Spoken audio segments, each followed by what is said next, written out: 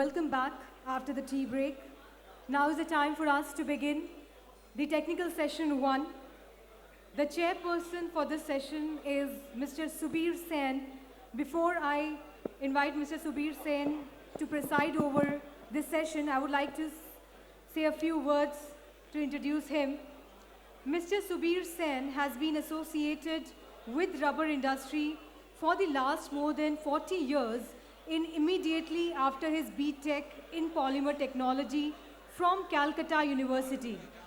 Mr. Subir Sen has since completed his PGDM fellowship in marketing management. He is now currently heading as Managing Director of PMC Rubber Chemicals India Private Limited under PMC Group International, USA, a multiple chemical major manufacturing company for its India operations of rubber chemicals. He had worked in multiple functions while he was with Dunlop India Limited in materials compounding and tire designing.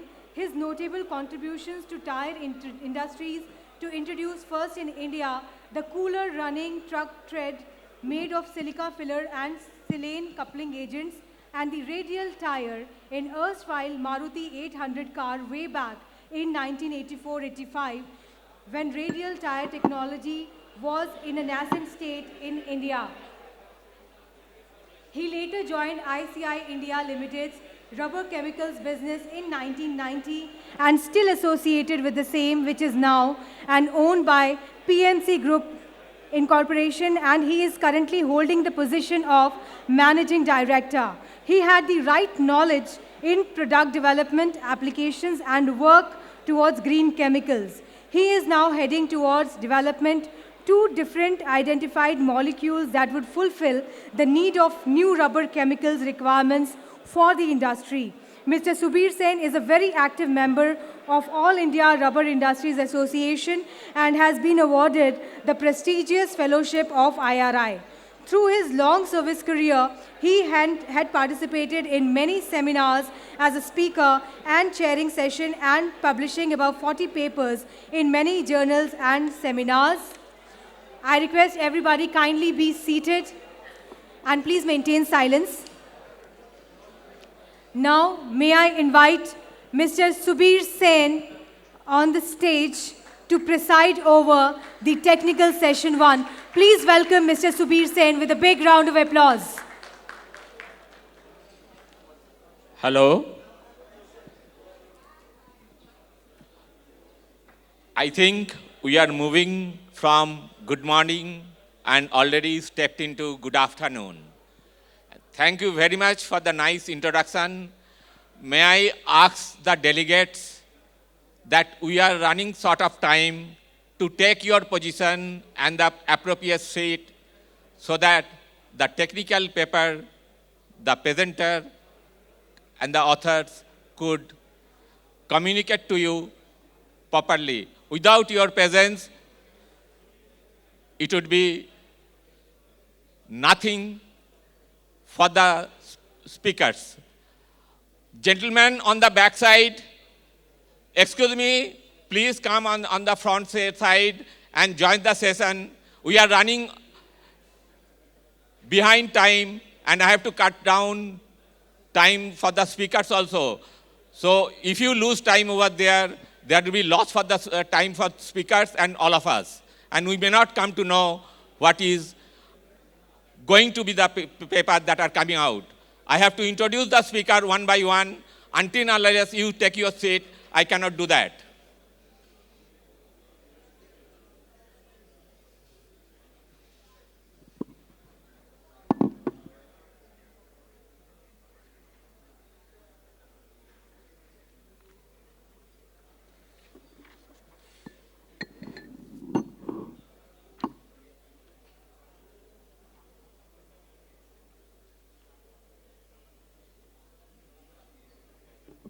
May I welcome Professor Kingsuk Naskar, Head of Rubber Technology Center, IIT Kharagpur. Professor Naskar, please.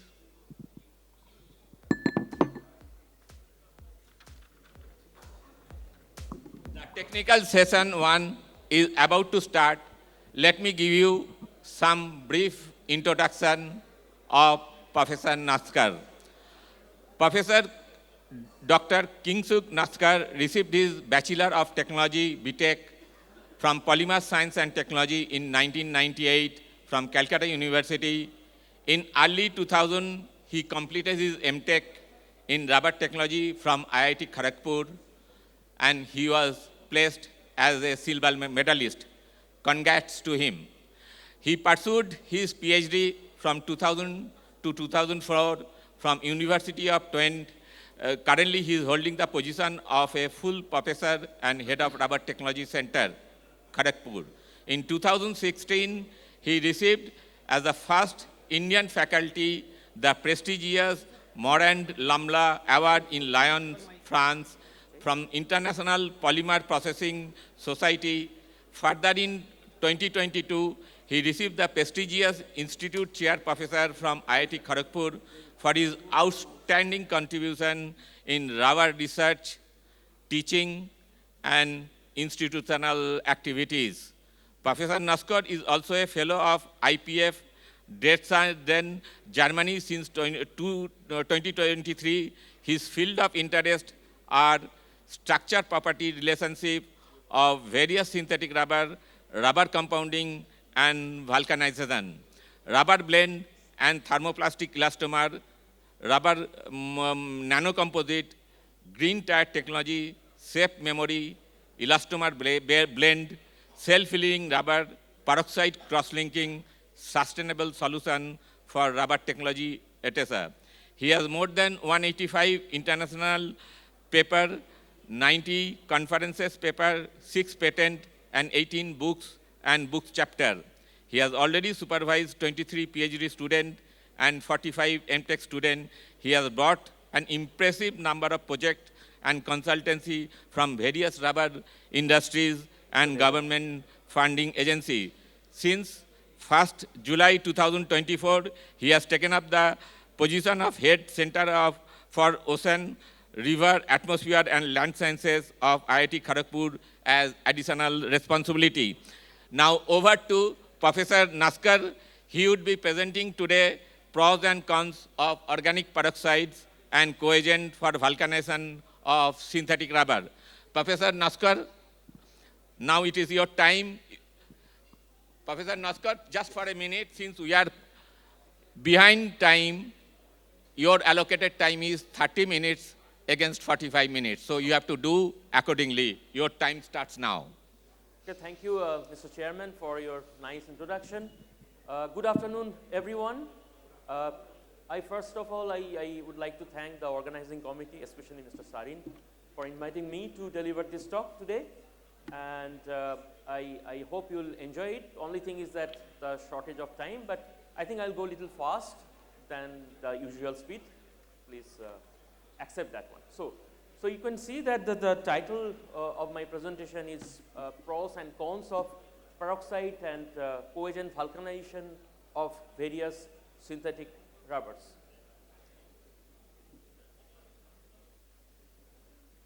Sorry. So you know that IIT Kharagpur is the first amongst all the 23 IITs, and it is still the largest one. And we are about 140 kilometers away from this beautiful city of joy, Kolkata. And well, so you could see that in our Rubber Technology Center, we have several labs, like the physical testing lab, the processing lab, the chemical lab, simulation and modeling lab, thermal lab, and rheology lab as well. I would like to introduce my faculty colleagues, and I am heading the center for the last 1.5 years. And also we have 4 professors, Professor Sinha, Professor Chattopadhyay, Professor Das, who is also here today, and who will be delivering one talk as well. And we have recently, we have 3 assistant professors, Dr. Mondal, Dr. Chaudhuri, and Dr. Pulela. Regarding my group, which I call Advanced Rubber Composites and TPEs, we can see that, what we are doing at our lab, we are working a bit on thermoplastic elastomers, TPEs, as well as TPVs, thermoplastic vulcanizers, which are basically meant for figuring out a suitable alternative to conventional vulcanized rubber. Apart from that, we are also doing quite some research on self-filling, shape memory, polymers. Of course, green tire technology. Yeah, I was quite impressed to see the activities of Madhu Silica, and I think we are very soon going to also start working with them in relation to fuel efficiency, green tires and winter tires and things like that. Polymer and rubber nanocomposites, and also we are doing quite some work for last 5 years or so on this sustainable solution for rubber compounding, which is going to be one of the most challenging aspects of rubber technology in next decades or so. Well, I do work with several organizations, universities. You can see some of them highlighted over here. It starts with the University of Groningen, Netherlands, Twente, IPF Dresden, Germany, University of Houston, USA, and several companies. I think I missed some of them, but don't mind. So Arlancio, I am working with them for the last 20 years. Apollo Tires, Seat Tire, JK Tires, of course AkzoNobel, and today what I am going to present, I would like to acknowledge them as well. Pidilite, JK Fenner as well. Well, of course, I would like to say that I am also closely working with IRI as well as AIRIA. I think we should do that as an academician, and I do publish quite often these technical papers also published in Rubber India. Last year on the reduction of zinc oxide and things like that. And also, yeah, it is another opportunity to congratulate Mr. Sasi Singh, who is here for his new assignment. And only I think this in current issue also we have published this particular paper, which is in relation to the silica, and we have done quite some significant work on optimizing silica mixing parameters for fuel efficient tire manufacturing process. Now coming back to the talk of today's discussion, so peroxides. So basically I will give a brief overview on various types of peroxides, the basic concept of vulcanization, structurally important peroxides, their performances, their applications, and the limitations. Of course, we always have to see both sides of the coin. And over there, you will see that some of the limitations of peroxides can be overcome in presence of coagents. So I'll also introduce coagents. I'll try to explain its mechanism very shortly, and then different structures of coagents and their various performances. Well, I think this slide everybody knows. So what we do normally, vulcanization is required to form a three-dimensional network structure. And you could see that why? Because various properties of after vulcanization are dependent on this cross-linking density. I mean, this means the number of cross-links formed per unit volume of a rubber sample. And well, of course, rubber mixing is required, and then you have to form through different processes, you have to store them, then finally you go for vulcanization at elevated temperature. But what could happen if you increase this cross-linking time? So many phenomena can happen, like reversion or marching, or it could be also plateau, depending on the selection of your peroxides, selection of general cross-linking agents and things like that. So it is very important.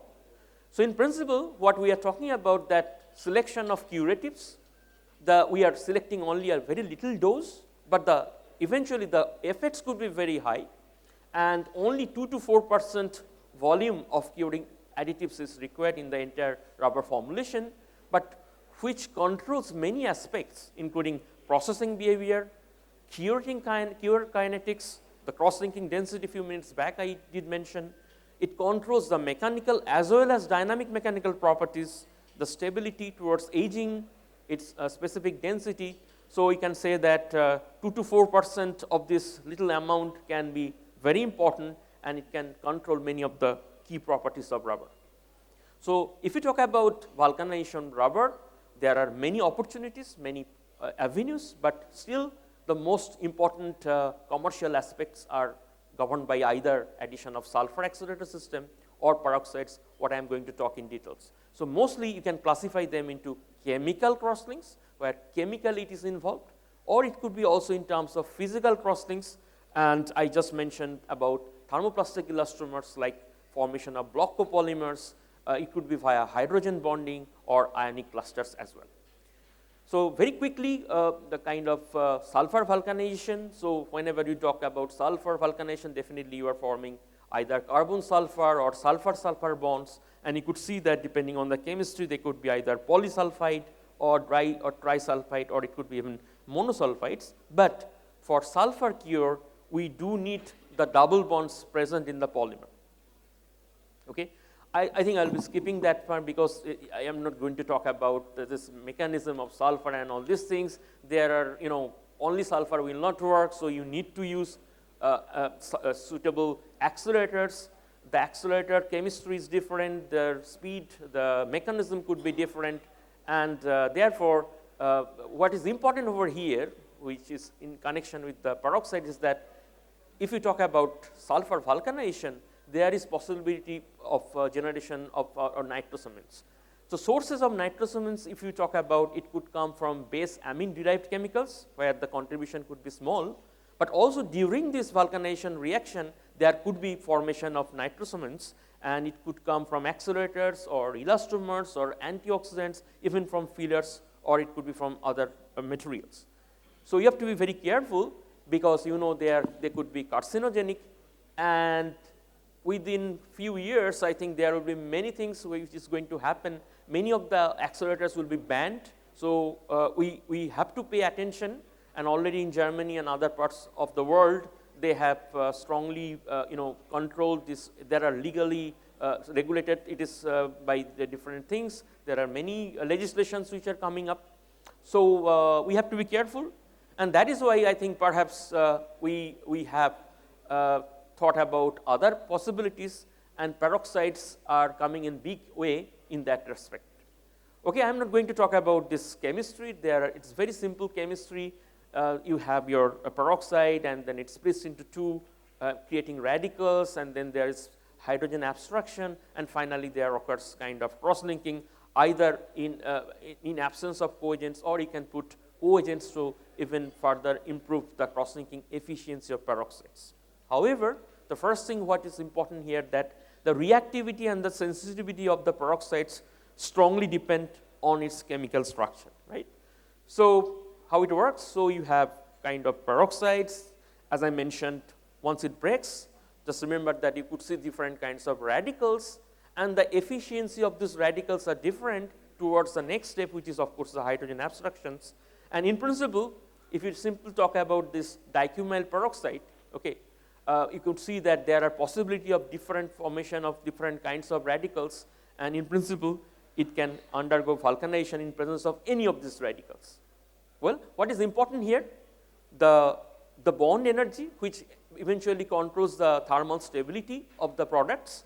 So you see that for sulfur, the thermal stability is not that great because of this sulfur-sulfur bond energy, which is the lowest. Whereas for peroxides, you saw just now, a few minutes back, that there is the formation of carbon-carbon bonds, and carbon-carbon bond energy is higher than that of the sulfur-sulfur or carbon-sulfur, and that makes the difference. Okay.